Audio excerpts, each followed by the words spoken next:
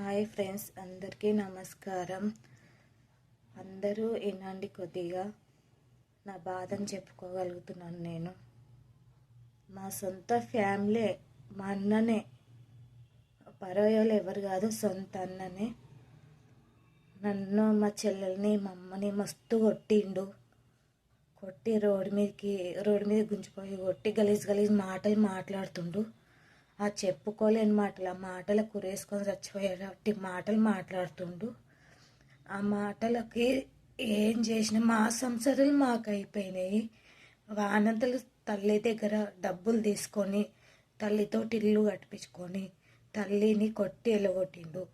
వాడేగాడు మా అన్న, వాని పెండ్లము, చుట్టుపక్కల అవనికి సపోర్ట్ ఉన్నారంటే వారి మేగుతున్నాడు. వానికి ఎవరికి ఏం లేదు. మమ్మల్ని 2 సంవత్సరాల సంది టార్చర్ చూపిస్తుండు. మా ముగ్గురుట్లో ఎవరినన్నా కొన్ని చంపుతా అంటాను మొగోడు పెండ్లము. మా అన్న వాళ్ళ వైఫ్ ఏంటంటే వాళ్ళ వైఫ్ ఎట్లా చెప్తే అట్లా ఆట ఆడుతుండు. ఆయనకు సపోర్టు పాలలను చూసుకొని ఎగురులాడుతుండు.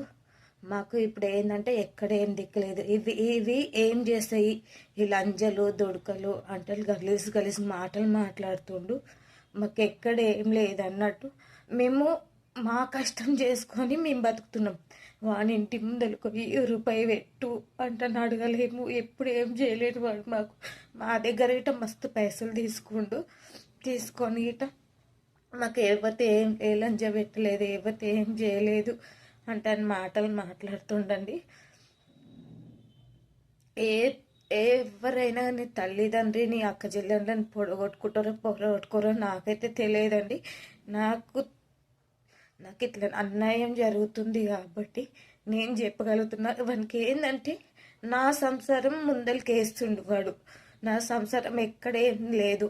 వీళ్ళని బల్లం చేస్తే వీళ్ళు మొత్తానికి రాకుండా అయిపోతారు. అవ్వతాత సంపాదించింది, అత్తమామ సంపాదించినట్టు ఏమనంటే నా అవ్వతాత సంపాదించిన ఇల్లు అంటున్నాను. ఇప్పుడు ఆడపిల్లలకి టక్కు ఉంటుంది కదండి, మీరే చెప్పండి. ఆడపిల్లలకి టక్కు ఉంటుంది కాబట్టి మాకొద్దు, ఒక్కడే ఉన్నాడు కదా బతుకని అంటాను. మేము వదిలిపెట్టినా కానీ వాడు వదిలిపెడతలేడు మమ్మల్ని ఎవరినో ఒకరిని చంపిందాక వదిలిపెట్టాడంట.